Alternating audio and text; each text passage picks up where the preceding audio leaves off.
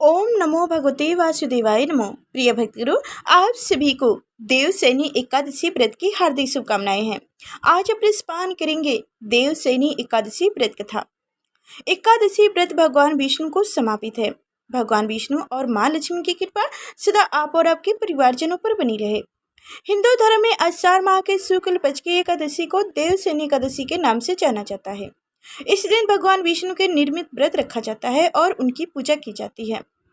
इस दिन से भगवान विष्णु योग निद्रा में चले जाते हैं।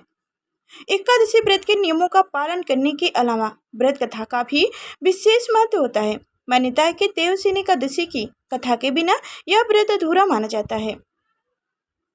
तो आइए सुनते हैं कि भगवान विष्णु 4 महीने के लिए योग निद्रा में क्यों चले जाते हैं और इसके पीछे क्या है कथा।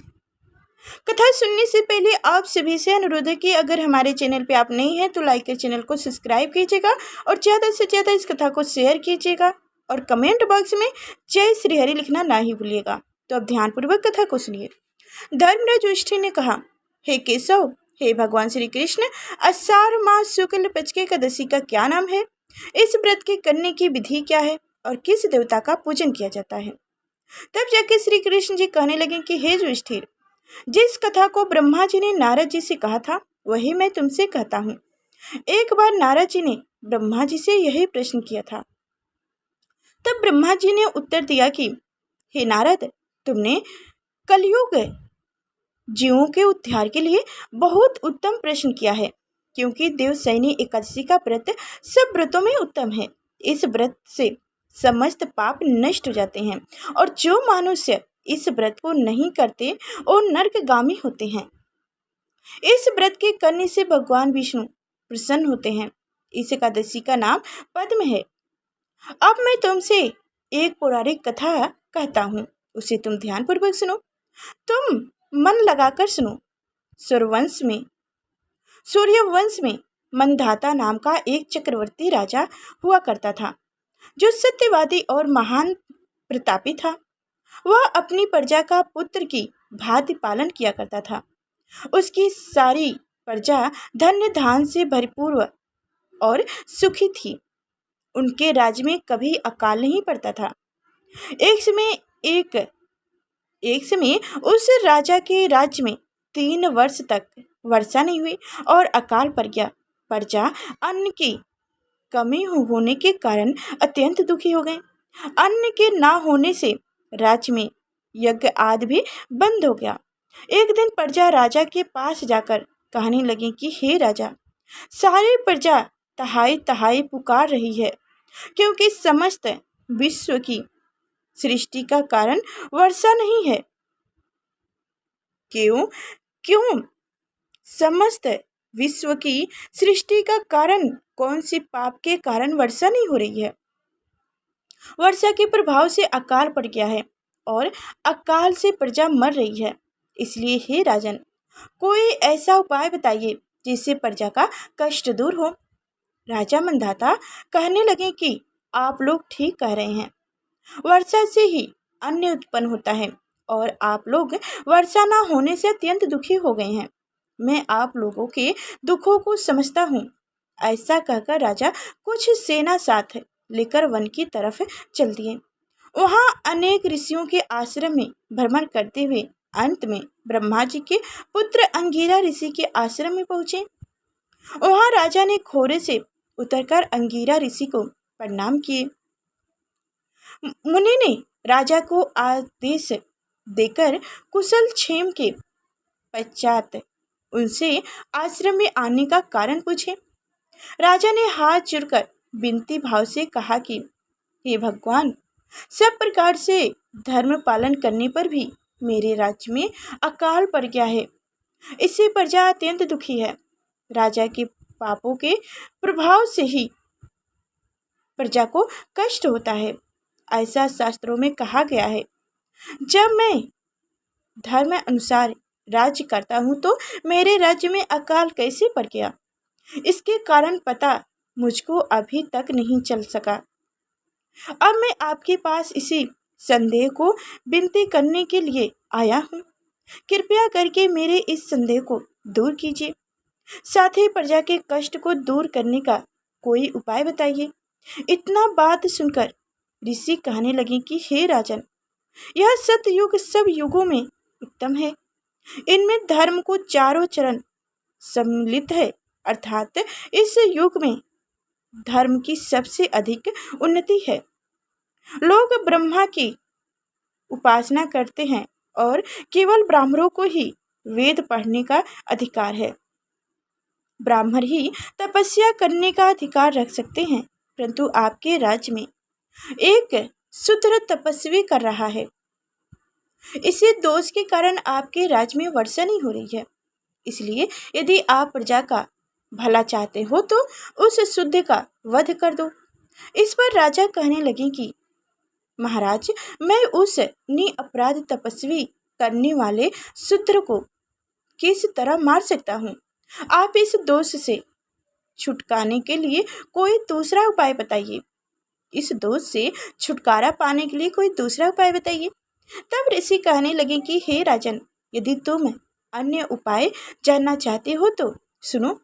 आषाढ़ माह के शुक्ल पक्ष की पद में नाम की एकादशी का विधि पूर्वक व्रत करो। व्रत के प्रभाव से तुम्हारे राज्य में वर्षा होगी और प्रजा सुख प्राप्त करेगी, क्योंकि इस एकादशी का व्रत सब सिद्धियों को देने वाला है और समस्त उपदेयों को नाश करने वाला है।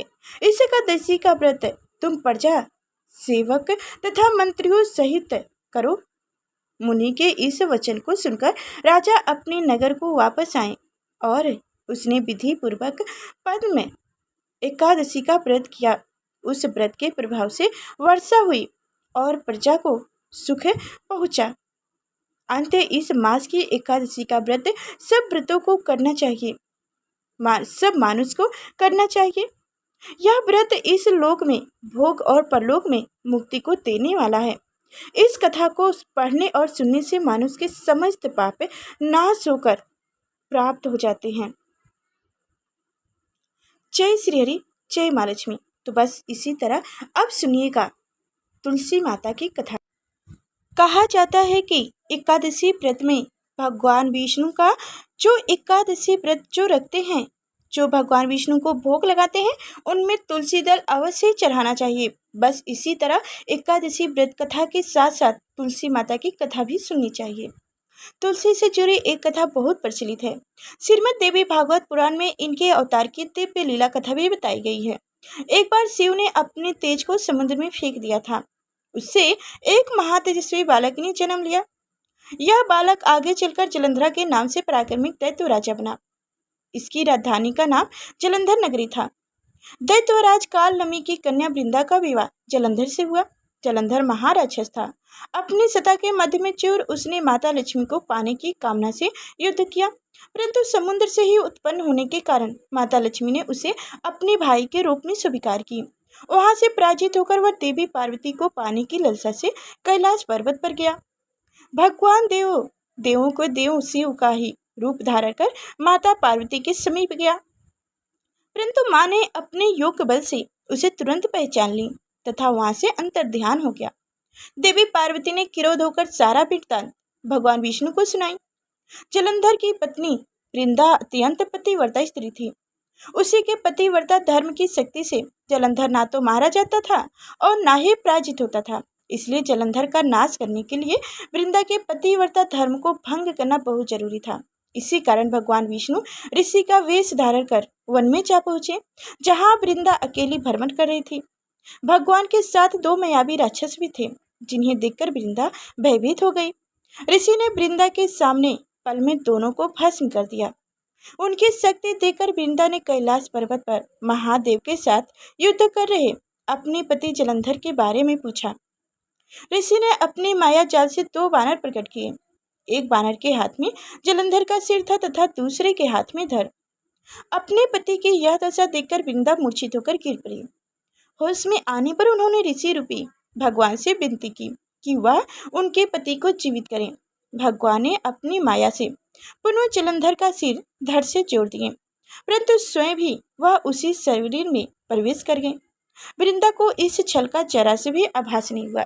वृंदा बने भगवान के साथ जलंधर बने भगवान के साथ वृंदा पतिव्रता का व्यवहार करने लगी, जिससे उनका सतीत्व भंग हो गया। ऐसा होते ही वृंदा का पति जलंधर में हार गया।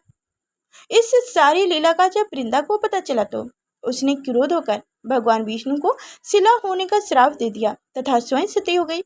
जहाँ वृंदा भस्म हुई वहाँ तुलसी का पौधा उगा। भगवान विष्णु ने वृंदा से कहा, हे वृंदा, तुम अपने सतीत्व के कारण मुझे लक्ष्मी से भी अत्यधिक प्रिय हो गई हो। अब तुम तुलसी के रूप में सदा मेरे साथ रहोगी। जो भी मनुष्य मेरे शालिग्राम रूप के साथ तुलसी का विवाह करेगा उसे इस लोक और परलोक में विपुल यश प्राप्त होगा। जिस घर में तुलसी होती है वहाँ यम के दूत भी असमय नहीं जा सकते। गंगा एवं नर्मदा के जल में स्नान तथा तुलसी का पूजन बराबर माना जाता है। चाहे मनुष्य कितना भी पापी क्यों न हो, मृत्यु के समय जिनके प्राण मंजरी रहित तुलसी और गंगा जल मुख में रखकर निगल जाते हैं वह पापों से मुक्त होकर बैकुंठ धाम को जाते हैं। जो मनुष्य तुलसी एवं आंवले की छांव में अपने पितरों का श्रद्धा करते हैं उनके पितृ मोक्ष को प्राप्त हो जाते हैं। जय हो तुलसी मैया, जय हो भगवान विष्णु, जय माँ लक्ष्मी। तो अब जानिए देवशयनी एकादशी व्रत 2024 में पारण कब किया जाएगा। देवशयनी एकादशी तिथि 16 जुलाई को रात्र 8:33 पर प्रारंभ होगी, जो कि 17 जुलाई को रात्र 9:02 पर समाप्त होगी। बस इसी तरह देवशयनी एकादशी व्रत का पारण 18 जुलाई 2024 में 18 जुलाई को किया जाएगा। व्रत का शुभ मुहूर्त होगा। व्रत का शुभ मुहूर्त जो पारण का समय है वह होगा 5:34 से सुबह 8:19 तक किया जाएगा। तो ये थी व्रत का पारण का समय।